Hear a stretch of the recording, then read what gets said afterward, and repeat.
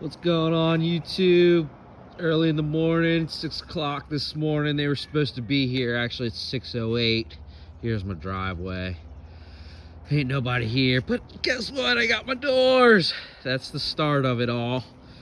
So, I took some measurements here quick. This is what we're supposed to have. 12-foot door, 10-foot door, 8-foot door.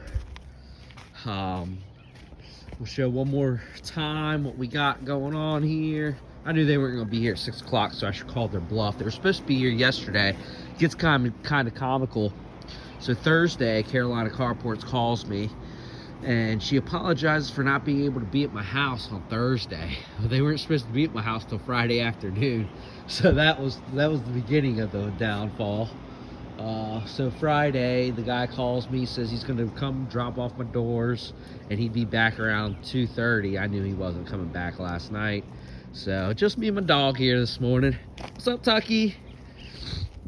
Then, so I went ahead and I went out on the boat last night, and knowing he wasn't coming, I'm going to go ahead and send Nicole the screenshots of our conversation. He swore up and down he was coming at 4 o'clock when I told him I was leaving. And sure enough, he calls about 5 o'clock, 5:30, and says, nope, it'll be tomorrow morning at 6 a.m.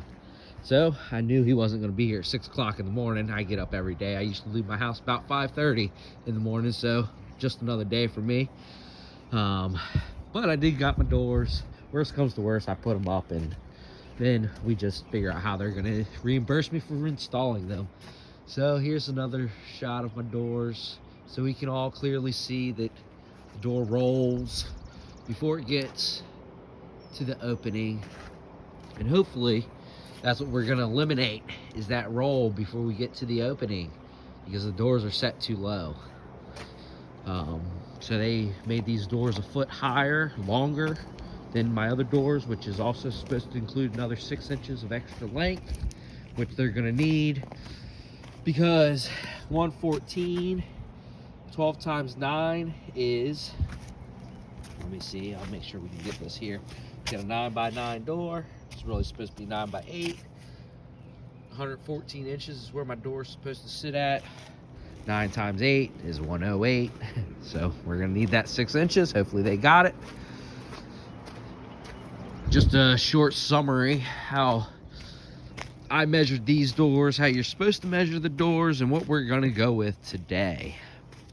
So you take your tape measure, you butt this bar, you measure to the bottom of your barrel right here. That gives you some inches. You always round up. You don't cut yourself short. You round up. So here I rounded up to 10 inches. I wanted 10 inches on all my doors. I said, screw these people. These people done enough. They can do it my way now. We're going to do 10 inches plus 4, because you always add 4 inches above your header height for your doors to sit. So 10 plus 4 plus your opening. My opening is at 100 inches. And you come up with 114.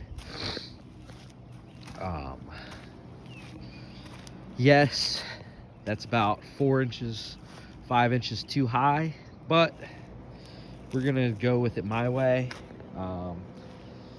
If you read any of the literature from the National Garage Door Association and Installation, you measure from the bar to the 3rd rib of the roll.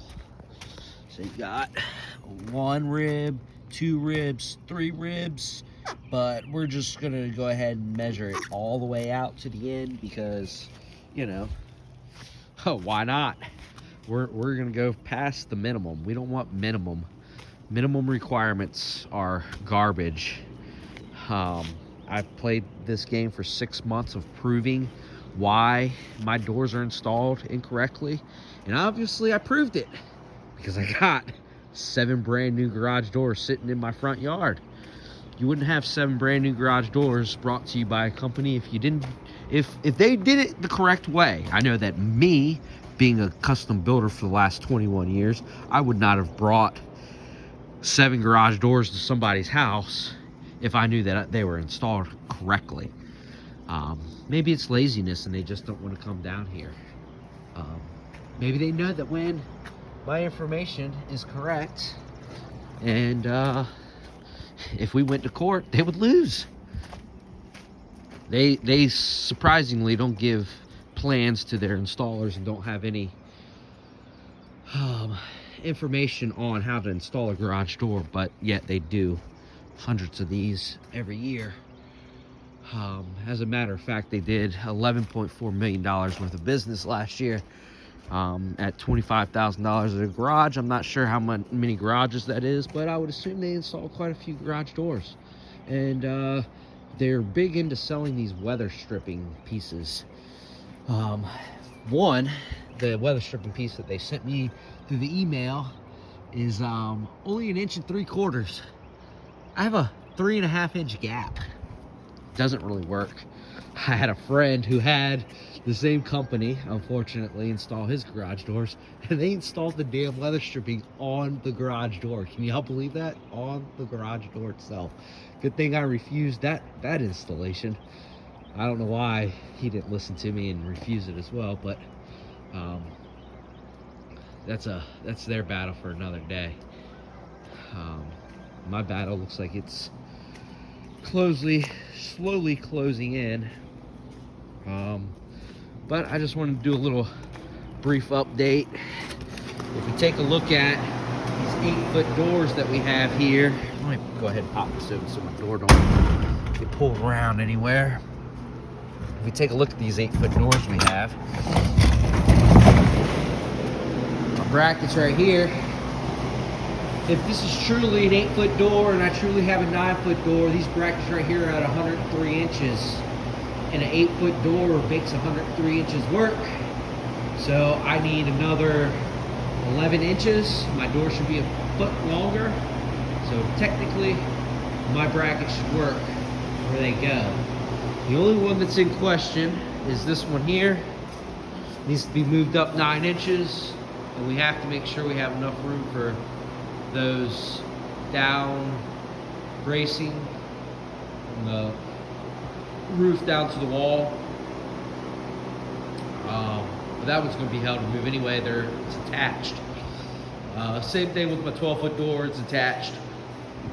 I'm hoping it's not attached outside. We'll take a look at that real quick. I haven't had the energy to do that one. Don't look like the 8-foot door is attached to that one. Let's see. 12-foot door is the same, so that's good. Won't have to put any screw holes or anything in the building. So, there we go. That's what we have for today. Hopefully these boys show up sometime soon. I haven't heard anything from them. It's about 6:15 now. I have them start here. Got my grinder ready.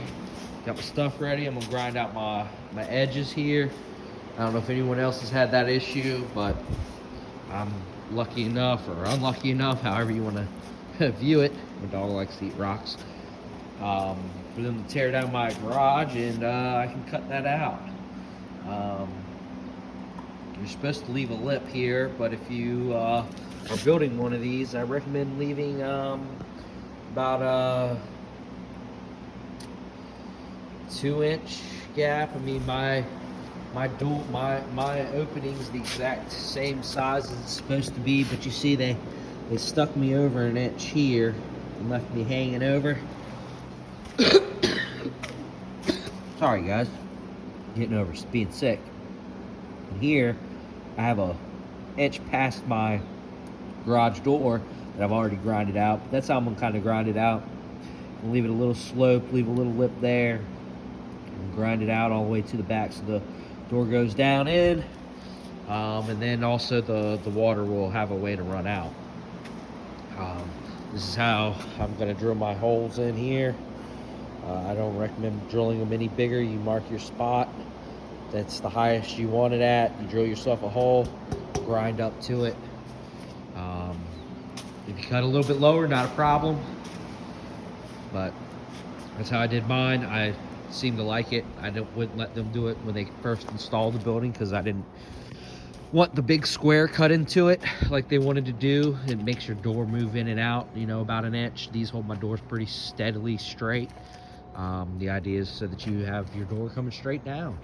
You want it to come straight down from above the header so that so it's flat. So when the rain hits it, it has no way of going up. We also need to, I don't know if you can see this or not, but you see how I only have 3 screws in this entire 10-foot door opening.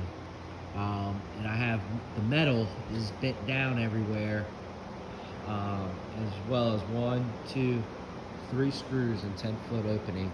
I can obviously touch here, see what it does. It needs to be screwed. You can't tell me that's quality professionalism. I mean, it's a freaking joke. Freaking joke. The most incompetent company I've ever dealt with in my life.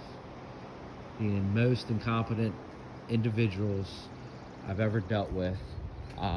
Even the GM, I've tried getting a hold of him multiple times. Tried reaching out. Haven't been able to figure out his email. His name's Eric Cockerham. I think he owns another set of buildings. I would never use that other set of buildings until I talked to this man. But this is the kind of product he's been putting out. I guess that's what you do. You put out shitty products and then you switch companies so you can, put out shittier products. I don't know. But I've reached out to the guy. I've tagged him in multiple Facebook posts.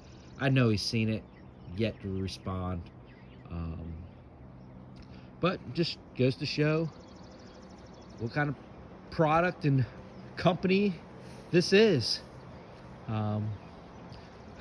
More reviews soon to come. Thanks.